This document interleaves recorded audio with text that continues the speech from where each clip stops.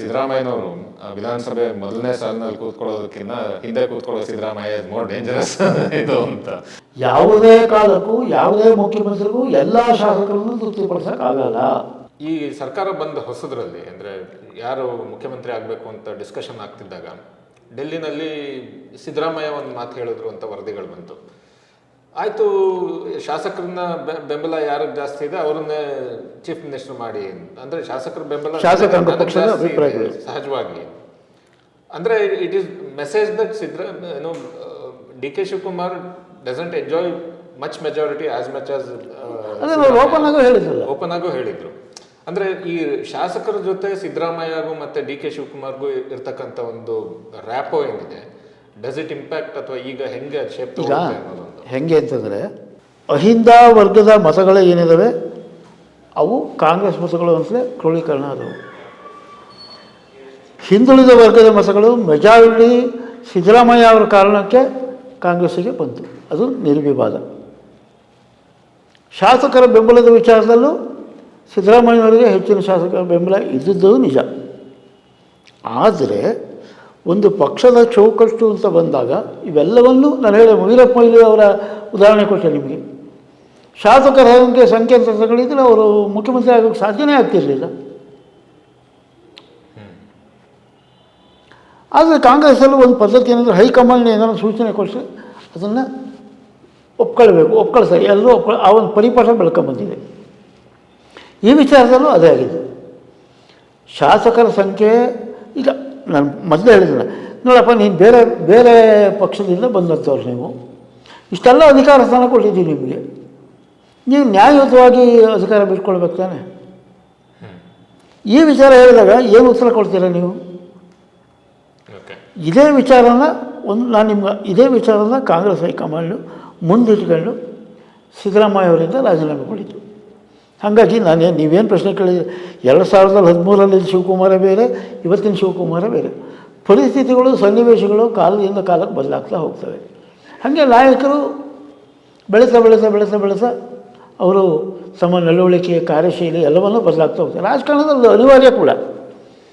ಮುಖ್ಯಮಂತ್ರಿ ಆಗಬೇಕು ಅಥವಾ ಮತ್ತೊಂದು ಹುದ್ದೆ ಬೇಕು ಅಂತ ಮಹತ್ವಾಕಾಂಕ್ಷಿ ಇರೋ ಯಾರೇ ರಾಜಕಾರಣಿ ಶಾಸಕರನ್ನು ವಿಶ್ವಾಸಕ್ಕೆ ತಗೊಂಡು ಕೆಲಸ ಮಾಡಲೇಬೇಕು. ಒಂದೊಂದ್ಸಲ ಅದು ಆಗಿತ್ತು. ಶಿವಕುಮಾರ್ ಅವರು ಶಾಸಕರನ್ನ ವಿಶ್ವಾಸ ತಗೊಳ್ತಿಲ್ಲ, ಕೈ ಸಿಗ್ತಿಲ್ಲ ಶಾಸಕರಿಗೆ. ಆಮೇಲೆ ಅವರು ಶಾಸಕರನ್ನ ಕರೆದು ಭೇಟಿ ಮಾಡೋದಕ್ಕೆ ಟೈಮ್ ಫಿಕ್ಸ್ ಮಾಡಿದರು. ತಮ್ಮ ಕೊರತೆಗಳು ಅಂತ ಏನು ತೋರಿಸಿ ವ್ಯಕ್ತಿ ಸಾರ್ವತ್ರಿಕ ಅದನ್ನು ಸರಿಪಡಿಸ್ಕೊಳ್ತಾ ಬಂದರು. ಇದು ಅವರಿಗೆ ಪ್ಲಸ್ ಪಾಯಿಂಟ್ ಆಗ್ತಾ ಹೋಗ್ತು.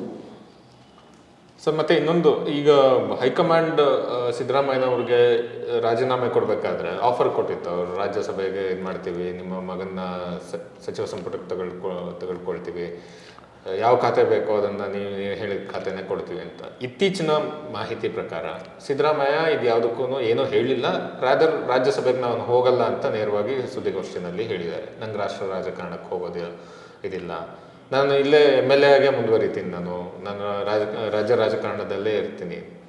ಅಂದರೆ ಒಂದು ಮಾತಿದೆ ಸರ್, ಈಗ ಸಿದ್ದರಾಮಯ್ಯನವರು ವಿಧಾನಸಭೆ ಮೊದಲನೇ ಸಾಲಿನಲ್ಲಿ ಕೂತ್ಕೊಳ್ಳೋದಕ್ಕಿಂತ ಹಿಂದೆ ಕೂತ್ಕೊಳ್ಳೋ ಸಿದ್ದರಾಮಯ್ಯ ಮೋರ್ ಡೇಂಜರಸ್ ಇದು ಅಂತ. ಸೊ ಅದೊಂದು ಜನಜನಿತವಾದ ಒಂದು ಮಾತು. ಸೊ ಇದನ್ನು ಹೇಗೆ ಈಗ ಏನಾಗುತ್ತೆ ಅಂತಂದರೆ, ಹೈಕಮಾಂಡ್ ಅವ್ರಿಗೆ ಒಂದು ಆಫರ್ ಕೊಟ್ಟಿದೆ, ಬನ್ನಿ ನೀವು ರಾಜ್ಯಸಭೆಗೆ, ನಿಮಗೆ ಅಧಿಕಾರ, ಅದು ಏನು ಅಧಿಕಾರ ಕೊಡೋಕ್ಕಾಗುತ್ತೆ? ರಾಜ್ಯಸಭೆ ವಿರೋಧ ಪಕ್ಷ ನಾಯಕರಾಗಿ ಮಲ್ಲಿಕಾರ್ಜುನ್ ಖರ್ಗೆ ಅವರು ಇದ್ದಾರೆ, ಸೀನಿಯರ್ ಮೋಸ್ಟ್ ಲೀಡರ್. ಕಾಂಗ್ರೆಸ್ಸಲ್ಲಿ 60-70 ದಶಕಗಳಿಂದ ಅವರು ಬಂದಿದ್ದಾರೆ. ಅತ್ಯಂತ ಸೌಮ್ಯವಾದ ಮತ್ತು ಸಮರ್ಥವಾದ ನಾಯಕರಿದ್ದಾರೆ ಅವರು. ಈಗ ಅವರನ್ನು ಮತ್ತೆ ರಾಜ್ಯಸಭೆಗೆ ಆಯ್ಕೆ ಆಗಬೇಕೀಗ. ಅವರೇ ಮತ್ತೆ ಪುನರಾಯ್ಕೆ ಆದರೆ ಅವರನ್ನು ಅಪೋಸಿಷನ್ ಲೀಡರ್ ಮಾಡ್ತಾರೆ ಗೊತ್ತಿಲ್ಲ, ಆದರೂ ಆಗ್ಬೋದು. AICC ಅಧ್ಯಕ್ಷರಾಗಿದ್ದಾರೆ ಈಗ ಅವರು. ಈಗ ಪ್ರಶ್ನೆ ಏನು ಅಂತಂದರೆ, ಅಲ್ಲಿ ಹೋಗಿ ಏನು ಮಾಡಬೇಕು? ಇದೇ ಸಂದರ್ಭದಲ್ಲಿ ಕಾಂಗ್ರೆಸ್ ಪಕ್ಷ ಕೇಂದ್ರದಲ್ಲಿ ಅಧಿಕಾರದಲ್ಲಿ ಇದ್ದಿದ್ದರೆ ಸಿದ್ದರಾಮಯ್ಯ ನಿಲುವು ಬದಲಾಗ್ತಿತ್ತೋ ಏನೋ ಗೊತ್ತಿಲ್ಲ.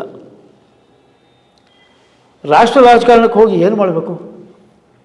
ಸಿದ್ದರಾಮಯ್ಯ ಯಾವತ್ತೂ ಅಧಿಕಾರದಿಂದ ಹೊರತಾಗಿ ಉಳಿದಂಥ ರಾಜಕೀಯ ನಾಯಕ ಅಲ್ಲ. DK ಶಿವಕುಮಾರ್ ಅಂತೆ ಪಕ್ಷನ ಆರ್ಗನೈಸ್ ಮಾಡಿ ಇಡೀ ರಾಜ್ಯದಾದ್ಯಂತ ಓಡಾಡಿ ಪಕ್ಷ ಸಂಘಟನೆ ಮಾಡಿ ಅಧಿಕಾರಕ್ಕೆ ತಂದಂಥ ಉದಾಹರಣೆಗಳಿಲ್ಲ. ಅವರೊಬ್ಬ ಜನಪ್ರಿಯ ನಾಯಕ. ಆ ವಿಚಾರದಲ್ಲಿ ಎರಡು ಮಾತಿಲ್ಲ. ಅವರ ಹಿಂದೆ ಒಂದು ದೊಡ್ಡ ಸಮುದಾಯ ಇದೆ, ಆ ವಿಚಾರದಲ್ಲಿ ಎರಡು ಮಾತಿಲ್ಲ. ಆದರೆ ಪಕ್ಷವನ್ನು ಸಂಘಟಿಸಿ ಅಧಿಕಾರಕ್ಕೆ ತಂದು ಅಂಥ ಉದಾಹರಣೆಗಳು ಇಲ್ಲ. ಹಾಗೆ ಇವತ್ತಿನ ಸನ್ನಿವೇಶದಲ್ಲಿ ಕಾಂಗ್ರೆಸ್ಸಲ್ಲಿದೆ, ರಾಜ್ಯಸಭೆಯಲ್ಲಿ ಅಪೋಸಿಷನ್ಗಳಿದೆ.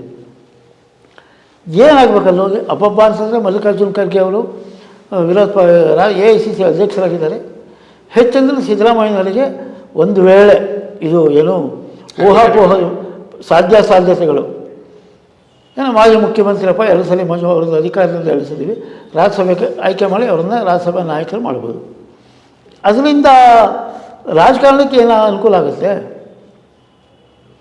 ರಾಷ್ಟ್ರ ಮಟ್ಟದಲ್ಲಿ ಒಂದಷ್ಟು ಪಕ್ಷ ಸಂಘಟನೆಗೆ ಅದರಿಂದ ಸಹಾಯ ಆಗ್ಬೋದು.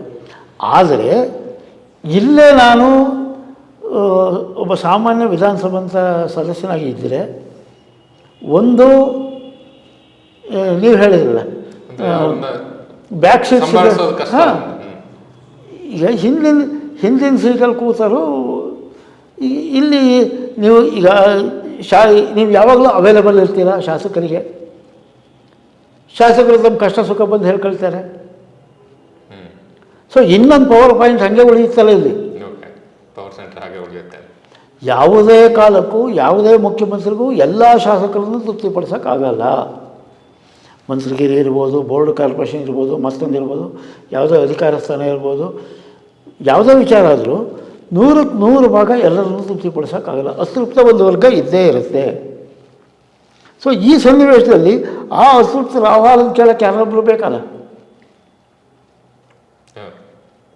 ಸೊ ಆ ಕೆಲಸ ಸಿದ್ದರಾಮಯ್ಯ ಅದನ್ನು ಮುಂದಿನ ದಿನಗಳಲ್ಲಿ ಸಿದ್ದರಾಮಯ್ಯ ಯಶಸ್ವಿಯಾಗಿ ಮಾಡ್ತಾರೆ. ಅದ್ರ ಬಗ್ಗೆ ಯಾವ ಅನುಮಾನನೂ ಬೇಡ. ನಡೆ ಅವ್ರದ್ದು ತುಂಬ ಕುತೂಹಲ. ಅಲ್ಲ ಈಗ ನಾನು ಅದನ್ನೇ ಹೇಳಿದ್ದು. ಈಗ ಶಿವಕುಮಾರು ನಾಳೆ ಮುಖ್ಯಮಂತ್ರಿಯಾಗಿ ಪ್ರಮಾಣ ವಚನ ಸ್ವೀಕರಿಸ್ತಾರೆ ಅನ್ನೋದಾದರೆ, ಸಿದ್ದರಾಮಯ್ಯ ರಾಜ್ಯಸಭೆಗೆ ಹೋಗ್ದಲೇ ಶಾಸಕರಾಗಿ ನಾನು ಇಲ್ಲಿ ಉಳ್ಕೊಳ್ತೀನಿ, ರಾಜ್ಯ ರಾಜಕಾರಣದಲ್ಲಿ ಇರ್ತೀನಿ ಅನ್ನೋದು ಕೂಡ ಮುಂದಿನ ದಿನಗಳಲ್ಲಿ ಅದು ಒಂದು ಎಚ್ಚರಿಕೆ ಗಂಟೆ ಇತ್ತು. ಅಪಾಯ ಅಂತ ನಾನು ಹೇಳಲ್ಲ, ಎಚ್ಚರಿಕೆ ಗಂಟೆ ಕಾಂಗ್ರೆಸ್ಸಿಗೆ. ಅಂದರೆ ತುಂಬ ಸ್ಮೂತ್ ಅಂತ ಅದನ್ನು ತುಂಬ ನೀಟಾಗಿ ಕನ್ವೆ ಮಾಡಿದ್ದಾರೆ ಅಷ್ಟೇ ಹೈಕಮಾಂಡಿಗೆ. ಇಲ್ಲ ಸ್ವಾಮಿ, ನಾನು ಇಲ್ಲೇ ಇರ್ತೀನಿ, I am very much safe here ಅಂತ. ಇದು ಒಂದು ಇನ್ನೊಂದು ರೀತಿಯ ರಾಜಕೀಯ ಕಾರ್ಯತಂತ್ರ ಅಷ್ಟೇ. ಇದು ಈಗ 2028 ನಡೆಯೋ ಚುನಾವಣೆಯಲ್ಲಿ ಮತ್ತೆ ಅಹಿಂದ ವರ್ಗಗಳ ಓಟು ಕಾಂಗ್ರೆಸ್ಸಿಗೆ ಬೇಕು.